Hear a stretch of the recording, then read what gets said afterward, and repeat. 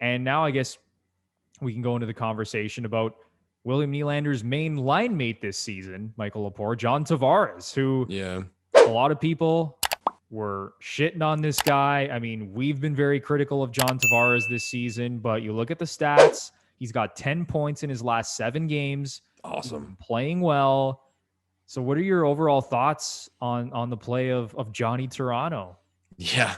With Tavares, it's a little different because, like, with Nylander, like a lot of the geeks always talk about, I'm talking a lot about the geeks on this show. They mention like his zone entries and like, oh, his zone entries. And I was always like, yeah, that's cool. But there's always that part of me that thought, okay, well, how is the zone entry that significant? And you've seen in these games that he's gone, the Leafs have struggled getting the puck in the other team's end and keeping it there.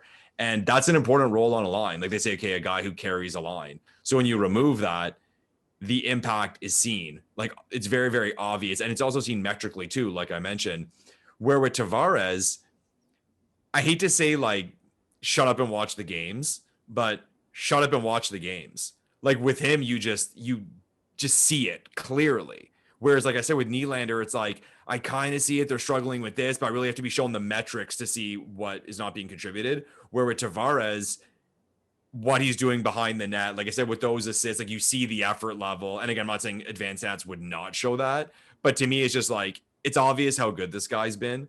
And we're seeing it now with his numbers. Like he's getting the points, but I think the hardcore Leafs fans who watch every minute of every game have seen how good he's been for quite a while now. And the puck just wasn't going in for him, and he wasn't getting rewarded for his hard work, not getting as many points as he should have been, whereas now he is. So he deserves it. He's worked his ass off at the end of the day, and he's been our best player. Like I think he's been our best player maybe for a while now. Like there I said it.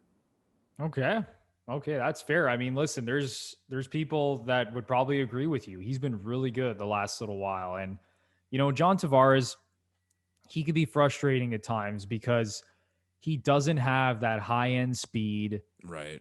And, when you're watching him and you compare him to some of the other stars, right, especially guys that are making the same money that he's making, when you look at, I mean, McDavid's in his own league, but even like McKinnon and Matthews and Draisaitl and some of these other good players, right? And even if you look at a guy like, I'll even go down to like Sebastian Aho, right? When you're like watching this guy skate and you're like, wow, like this is a really good player, like number one center. And Tavares, that explosiveness isn't there.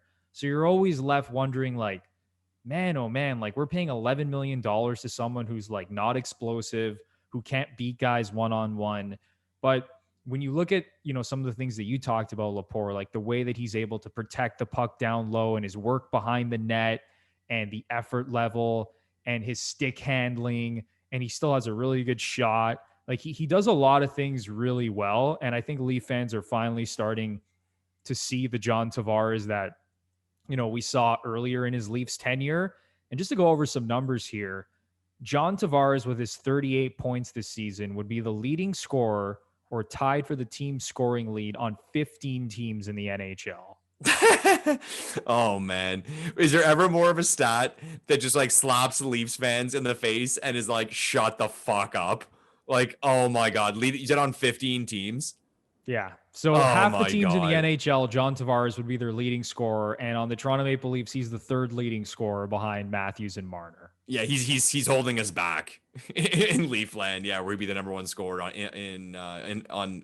the teams in half the league. But yeah, okay, yeah, that is hilarious. That's an amazing stat. And that's the thing, right? So like, it's important always, and I mention this on a lot of these shows. Like, zoom out. Whether you're looking at the Leafs, and I know they're on a 3-game losing streak, but zoom out, look at the bigger picture. Same thing with John Tavares. Yes. Do we want a little bit more maybe from an $11 million player? Would we like to see him have 50 points in 44 games? Yeah, I think everyone would love to see that, when it comes to a guy you're paying $11 million. But at the end of the day, he's been good. And if he continues playing like this is going to be an absolute weapon come playoff time when you have Matthews and Tavares down the middle of the ice, whether you want to add in Nick Foligno into that center mix or play him on the wing.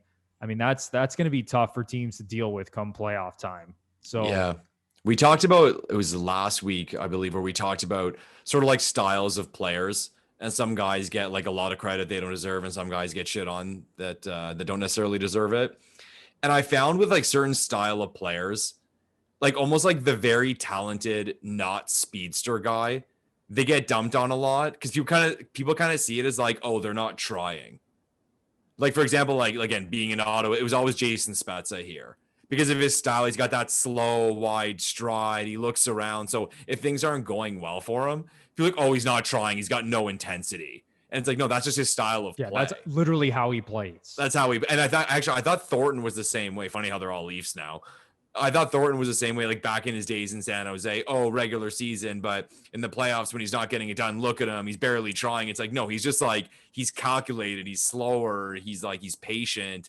And then people shit on that. And I don't think Tavares is necessarily that style, but just to your point, how like he's not a speedster road runner. People get frustrated, and when maybe they shouldn't be.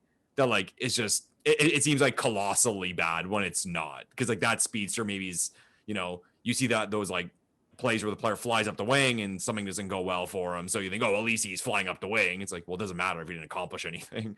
You know what I mean? Exactly. So and and then you look at like Ilya Mikheyev, who's like one of the fastest guys in the NHL. Oh my god! But has zero finishing ability and can't do like half of the things that John Tavares is able to do. Right? Oh my god! No, Mikheyev's like, you get that breakaway, that's when you get up to take a piss because you're not going to miss anything. Yeah, like, exactly. Fuck. Yeah. So it's always important to put these things in perspective. As Leafs fans always do. Yeah. Perspective.